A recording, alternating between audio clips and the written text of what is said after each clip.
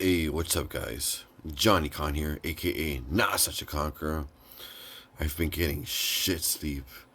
Had a show a couple of days ago, and I didn't sleep that night. And then on the day of the show, I came back kind of late, and I didn't. Anyways, last night I gave an offering to Lucifer, right? And later on that night, I put the sigil underneath my pillow, which the sigil I bloodlet on, I let it dry and I put it underneath my pillow.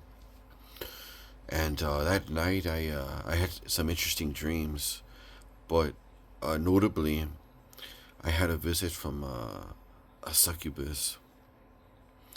I was kind of when I was sleeping, I was kind of like laying down, kind of like, how do they say it? Kind of like on my side, right? But like yet like facing down at the same time on the bed. And it's kind of like I felt something come on top of me, kind of like embrace me, like hug me, and it felt more loving than lustful. And after that, we were kind of like fooling around a little bit. I was like rubbing her arms. Maybe we kissed, but it wasn't like I said, it wasn't like X-rated or anything. It was like I said, it was more like making out maybe. And I began asking her some questions, and I don't know why, but I just couldn't understand everything she was saying. And I asked something to the effect of like who she was, and it was something to the effect she's all like that she was one of the original ones or one of the old ones, something to that effect.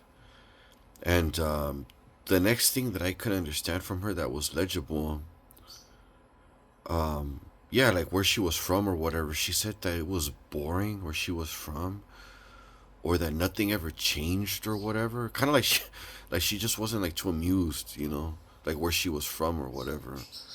I couldn't really, but for the most part, I could. That was like the only legible stuff I could understand.